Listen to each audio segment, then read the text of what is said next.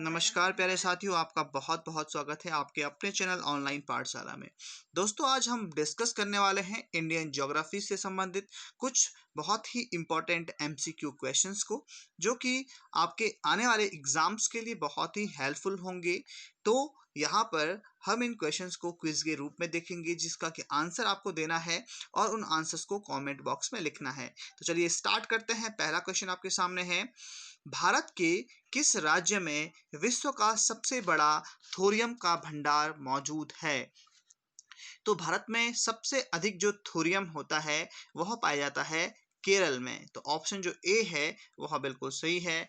जो ये थोरियम है यह उपयोग किया जाता है नाभिकीय जो संयंत्र होते हैं उनमें इसका उपयोग किया जाता है। यह एक रेडियो एक्टिव पदार्थ होता है।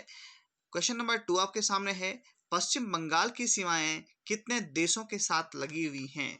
तो पश्चिम बंगाल की जो सीमाएं हैं वे 3 देशों के साथ लगी हुई हैं। तो दोस्तों, आज आपके लिए हमारा प्रश्न है कि जो पश्चिम बंगाल की जो सीमाएं हैं वो 3 देशों के साथ लगी हुई हैं। तो आपको हमको कमेंट बॉक्स में बताना है कि वो 3 देश कौन कौन से हैं जिनके साथ पश्चिम बंगाल की सीमाएं लगी हुई हैं। अगला प्रश्न है, कौन सा राजस्थान का मरुस्थलीय जिला नहीं है? तो राजस्थान का जो कोटा जिला है वह मरुस्थलीय जिला नहीं है। तो ऑप्शन जो ए है वह सही हो जाता है। अगला प्रश्न है, किस राज्य में सबरीमाला स्थित है? तो जो सबरीमाला स्थित है वह है केरल में। तो ऑप्शन जो सी है बिल्कुल सही है। सबरीमाला मंदिर जो है बहुत ही प्रसिद्ध मंदिर है। अगला प्रश्न है, भारत में किस राज्य की सबसे लंबी तट रेखा है? तो गुजरात राज्य की जो है सबसे बड़ी जो है तट रेखा है, जो सीमा जो समुद्र के साथ जो क्षेत्र लगता है वह गुजरात का सबसे अधिक है। तो ऑप्शन जो डी है बिल्कुल सही है। अगला प्रश्न है, भारत में जैव विविधता की दृष्टि से धनी जो स्थान है वह कौन सा है? तो जो पश्चिमी घाट है वह जैव विविधता की दृष्टि से जो है सबसे धनी है। तो ऑप्शन जो ए है वह बिल्कुल सही है। अगला प्रश्न है, भारत का कौन सा राज्य तीन तीन ओर से बांग्लादेश से घिरा हुआ है? तो वह कौन सा राज्य है जो 3 ओर से बांग्लादेश से घिरा हुआ है? वह है त्रिपुरा। तो ऑप्शन जो ए है बिल्कुल सही है। अगला प्रश्न है, भारत में चंदन की लकड़ी के लिए प्रसिद्ध राज्य कौन सा है? तो भारत की जो वह राज्य है कर्नाटक, जहाँ की जो चंदन की लकड़ी है वह बहुत ही प्रसिद्ध है। तो ऑप्शन जो सी है बिल्कुल सही है। अगला प्रश्न है, सिंह, जिराफ, बाइसन जैसे जानवर किन वनों में मुख्यतया पाए जाते हैं? तो ये घास के स्थलों में मुख्यतः पाए जाते हैं। तो ऑप्शन जो बी है वह सही है। अगला प्रश्न है, राष्ट्रीय वन अनुसंधान संस्थान कहाँ स्थित है? तो राष्ट्रीय वन अनुसंधान संस्थान FRI ये स्थित है देहरादून में, forest research institute. Option D बिल्कुल सही हो जाएगा। अगला प्रश्न है, भूमध्य रेखा के निकट किस तरह के वन पाए जाते हैं? तो भूमध्य रेखा के निकट पाए जाते हैं उष्ण कटिबंधीय वन। तो ऑप्शन जो डी है वह सही हो जाता है। उष्ण कटिबंधीय वन पाए जाते हैं भूमध्य रेखा के निकट, इक्वेटर के निकट। अगला प्रश्न है, पारिस्थितिकीय संतुलन बनाए रखने के लिए भारत में वन क्षेत्र कितने अनुपात में होना चाहिए? तो यह 33.3% के अनुपात में होना चाहिए, जिससे कि जो इकोसिस्टम है वह बैलेंस्ड रहे। तो भारत में वन क्षेत्र जो है वह 33.3% तक होना चाहिए। अगला है, मध्य प्रदेश का शिवपुरी राष्ट्रीय पार्क किस लिए महत्वपूर्ण है? तो यह तेंदुआ और चीतल के लिए महत्वपूर्ण है। तो ऑप्शन जो डी है बिल्कुल सही है। अगला प्रश्न है, यह एकमात्र अभयारण्य है जहां कश्मीरी महामृग पाया जाता है। तो वह है दाचीग्राम अभयारण्य, जहां पर कश्मीरी महामृग पाया जाता है। तो ऑप्शन जो बी है वह सही है। अगला प्रश्न है, कुटगी वन्य पशु विहार किस राज्य में स्थित है? कुटगी वन्य पशु विहार स्थित है हिमाचल प्रदेश में। तो ऑप्शन जो सी है वह बिल्कुल सही है। अगला प्रश्न है, साइलेंट वैली में दुर्लभ और नष्ट प्राय पशु कौन सा है? तो यह है शेर की पूंछ जैसा मैकाक्यू। तो ऑप्शन जो सी है वह सही हो जाता है। नेक्स्ट क्वेश्चन है, नागरहोल नेशनल पार्क किस राज्य में स्थित है? यह है कर्नाटक राज्य में Nagarhole national park. Option B सही हो जाता है। अगला प्रश्न है, भरतपुर पक्षी अभयारण्य किस राज्य में स्थित है? तो भरतपुर पक्षी अभयारण्य जो है वह है राजस्थान में। तो ऑप्शन जो डी है वह सही है। नेक्स्ट क्वेश्चन है, सुंदरवन के जंगल को क्या कहा जाता है? सुंदरवन के जंगल को कहा जाता है मैंग्रोव वन। तो ऑप्शन जो बी है वह सही है। अगला प्रश्न है, भारतीय वन्यजीव संस्थान स्थित है? तो भारतीय वन्यजीव संस्थान अभी इसको डिस्कस किया है, यह है देहरादून में। तो ऑप्शन जो सी है बिल्कुल सही है। अगला प्रश्न है, स्वच्छ जल समुदाय में लैंडिक आवास का उदाहरण है? तो तालाब और दलदल जो है वह लैंडिक आवास का उदाहरण है। तो ऑप्शन जो ए है वह सही है। अगला प्रश्न है, गंगा डेल्टा के मैंग्रोव वनों को क्या कहा जाता है? गंगा डेल्टा के मैंग्रोव वनों को कहा जाता है सुंदरवन। तो ऑप्शन जो बी है वह सही है। नेक्स्ट क्वेश्चन है, भारत में सबसे अधिक कौन सी मिट्टी पाई जाती है? तो भारत में पाई जाती है सर्वाधिक जलोढ़ मिट्टी। तो ऑप्शन जो सी है वह सही है। नेक्स्ट क्वेश्चन है, कपास उगाने के लिए कौन सी मिट्टी उपयुक्त होती है? कपास उगाने के लिए काली मिट्टी उपयुक्त होती है। नेक्स्ट क्वेश्चन है, ऊंचे क्षेत्रों में लेटेराइट मृदा की रचना होती है? तो यह कैसे होती है? तो यहाँ पर अम्लीय लेटेराइट मृदा की जो है रचना होती है ऊंचे क्षेत्रों में। तो ऑप्शन जो सी है वह सही है। अगला प्रश्न है, लेटेराइट मिट्टी महत्वपूर्ण रूप से पाई जाती है?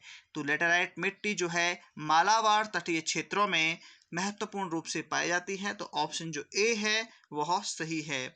अगला प्रश्न है, खरीफ की फसल कब काटी जाती है? तो खरीफ की फसल जो है नवंबर के प्रारंभ में काटी जाती है। और यहाँ पर आपको मुझे कमेंट में लिख करके बताना है कि खरीफ की जो मुख्य फसलें हैं वे कौन कौन सी हैं। अगला प्रश्न है, लंबे रेसे फसलें कौन सी होती हैं? तो लंबे रेसे फसलें होती हैं कपास, सन और जूट। तो ऑप्शन जो सी है वह सही है। अगला है, दालचीनी पेड़ों के किस भाग से एकत्र की जाती है? तो दालचीनी जो है वह छाल से एकत्र की जाती है। तो ऑप्शन जो डी है वह सही है। यह एक प्रकार का मसाला होता है। अगला प्रश्न है, टीक जो कि सागौन है बहुत ज़्यादा मात्रा में कहाँ पैदा होता है? तो यह बहुत अधिक मात्रा में मध्य भारत में पैदा होता है। तो ऑप्शन जो सी है वह सही है। अगला प्रश्न है, मसालों का बगीचा उपनाम से प्रसिद्ध राज्य कौन सा है? तो मसालों का बगीचा कहा जाता है केरल को। तो ऑप्शन जो बी है वह सही है। नेक्स्ट क्वेश्चन है, किस राज्य को भारतवर्ष का चीनी का कटोरा कहा जाता है? तो उत्तर प्रदेश को भारत का चीनी का कटोरा कहा जाता है, क्योंकि जो भारत में जो सर्वाधिक गन्ने की पैदावार होती है वह उत्तर प्रदेश में होती है और यहीं पर सबसे अधिक चीनी का उत्पादन किया जाता है। अगला प्रश्न है, भारत में गेहूं का सबसे बड़ा उत्पादक राज्य कौन सा है? तो भारत में गेहूं का सबसे बड़ा उत्पादक राज्य भी उत्तर प्रदेश ही है। तो ऑप्शन जो सी है बिल्कुल सही है। अगला प्रश्न है, त्रिवेणी नहर में किस नदी से पानी आता है? त्रिवेणी नहर में गंडक नदी से पानी आता है। ऑप्शन सी सही। अगला प्रश्न है, भारत में किस राज्य को भारत का चावल का कटोरा कहा जाता है? राइस बाउल कहा जाता है। तो तमिलनाडु को कहा जाता है चावल का कटोरा, राइस बाउल। तो ऑप्शन जो डी है वह सही है। अगला प्रश्न है, गन्ने का अधिकतम उत्पादन करने वाला प्रदेश कौन सा है? तो अभी हमने बताया कि गन्ने का जो सर्वाधिक उत्पादन होता है वह होता है उत्तर प्रदेश में। तो अलग अलग तरीके से प्रश्न पूछे जाते हैं। तो ऑप्शन जो ए है वह सही है। अगला प्रश्न है, किस पेड़ से हम कुनैन प्राप्त करते हैं? तो सिनकोना के पेड़ से कुनैन प्राप्त की जाती है। तो ऑप्शन जो बी है वह बिल्कुल सही है।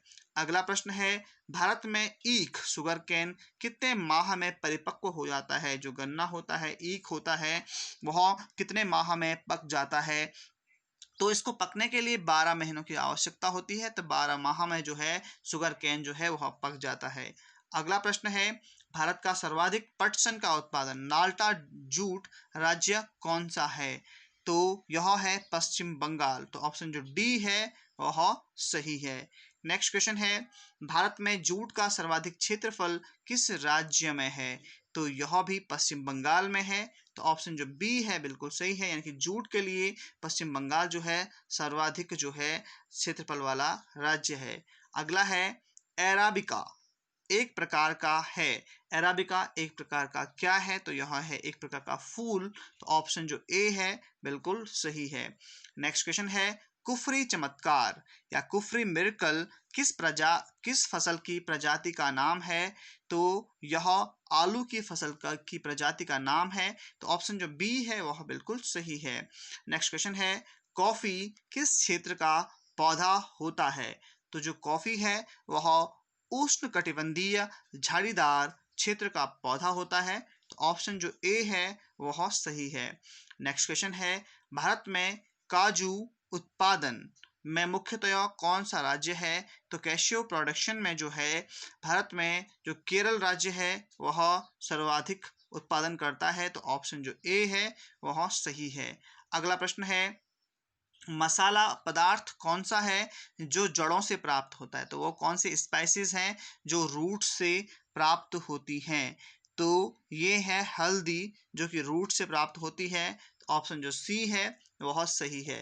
नेक्स्ट क्वेश्चन है, कौन सा राज्य शहतूत कीट पालन में अग्रणी है?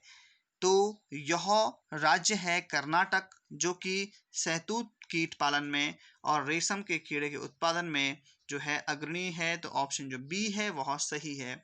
अगला प्रश्न है, किस राज्य में गेहूं का प्रचुर मात्रा में उत्पादन किया जाता है? तो व्हीट प्रोडक्शन जो है वह उत्तर प्रदेश में सर्वाधिक होता है। तो ऑप्शन जो सी है वह बिल्कुल सही है। नेक्स्ट क्वेश्चन है, चीनी का प्रमुख उत्पादक देश कौन सा है? तो चीनी का सर्वाधिक उत्पादक देश है वह है भारत। तो ऑप्शन जो सी है वह बिल्कुल सही है। अगला प्रश्न है, भारत में उगाई जाने वाली अधिकतर कॉफी की किस्म, जो कॉफी की वैरायटी है वह कौन सी है? तो यह है अरेबिका। तो ऑप्शन जो सी है वह सही हो जाता है। नेक्स्ट क्वेश्चन है, हापुस आम जो हापुस मैंगो है उसका मूल स्थान कौन सा है? तो वह है रत्नागिरी। रत्नागिरी में जो है हापुस मैंगो जो है वह पाया जाता है। तो ऑप्शन जो ए है वह सही है। अगला है, नीली क्रांति जो ब्लू रेवोल्यूशन हुआ था वह किससे संबंधित है? तो ब्लू रेवोल्यूशन संबंधित है मछली उत्पादन से। तो ऑप्शन जो ए है वह सही है।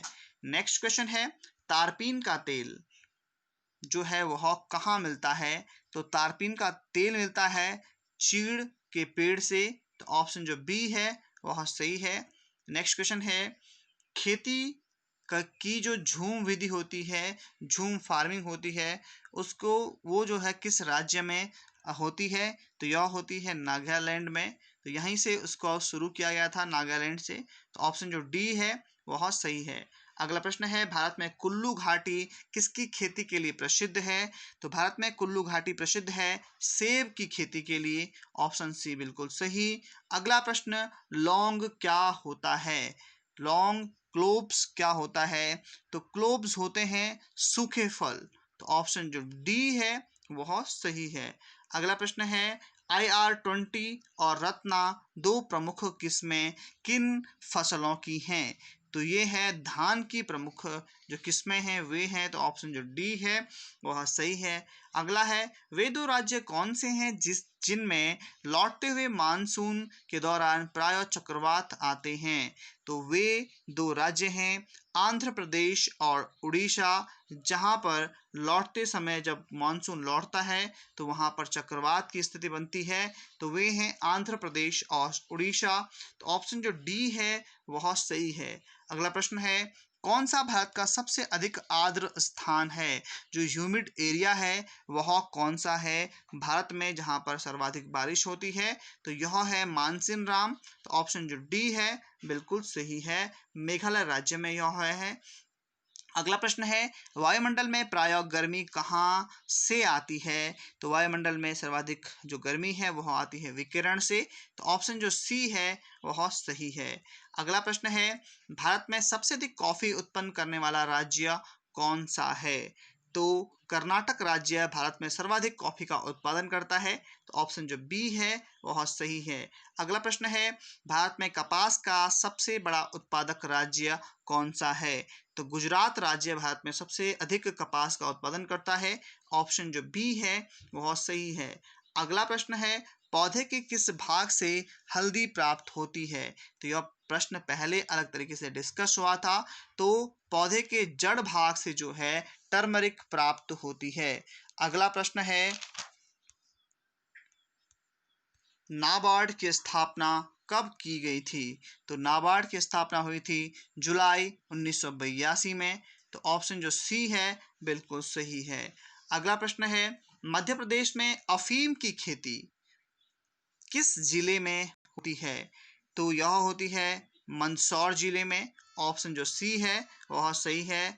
अगला प्रश्न है, भारतीय दलहन शोध संस्थान ICAR कहाँ स्थित है? तो यह स्थित है कानपुर में। तो ऑप्शन जो बी है वह बिल्कुल सही है।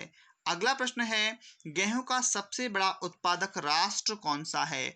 तो गेहूं सबसे अधिक उत्पादित होता है चीन में। ऑप्शन जो सी है वह सही है। अगला प्रश्न है, किस नदी से राजस्थान नहर या इंदिरा गांधी नहर को निकाला गया है?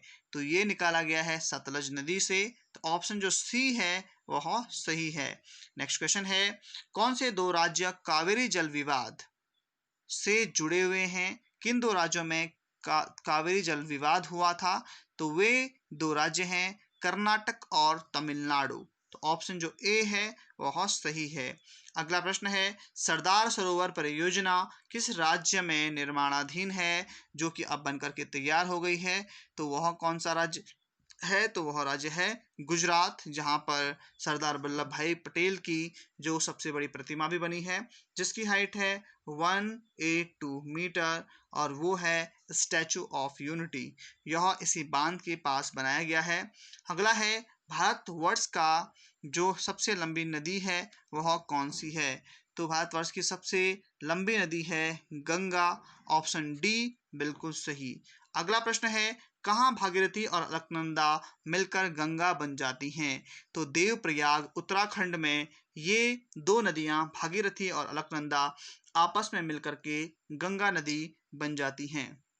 अगला प्रश्न है, दमन गंगा किस नदी का प्राचीन नाम है? तो गोदावरी नदी का प्राचीन नाम है दमन गंगा। अगला प्रश्न है, मेघना किन दो नदियों से सम्मिलित धारा है? तो गंगा और ब्रह्मपुत्र दो नदियों की धारा जब मिलती है तो उसको मेघना कहते हैं। ऑप्शन जो डी है बिल्कुल सही है। अगला प्रश्न है, भारत की किस नदी को वृद्ध गंगा के नाम से जाना जाता है? तो भारत की गोदावरी नदी को वृद्ध गंगा नाम से भी जानते हैं। तो ऑप्शन जो बी है वह सही है। अगला प्रश्न है, भारत का सबसे बड़ा ज्वारनदी मुख किस नदी के मुहाने पर स्थित है? तो यह हुगली नदी के मुहाने पर स्थित है। तो ऑप्शन जो ए है वह सही है। अगला प्रश्न है, गोदावरी नदी का उद्गम स्थल कौन सा है? गोदावरी नदी का उद्गम स्थल है नासिक। तो ऑप्शन जो ए है वह बिल्कुल सही है। अगला प्रश्न है, रावी नदी का वैदिक नाम क्या है? रावी नदी का वैदिक नाम है पृष्णनी। तो ऑप्शन जो ए है प्ररुष्णी इस नदी का क्या है वैदिक नाम है। तो ऑप्शन जो ए है बिल्कुल सही है।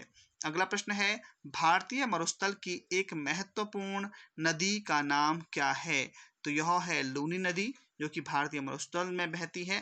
तो ऑप्शन जो ए है बिल्कुल सही है। अगला है, ब्रह्मपुत्र नदी किस हिमनद से निकलती है? तो ब्रह्मपुत्र नदी जो है वह निकलती है चेमा युंगडुंग ग्लेशियर से।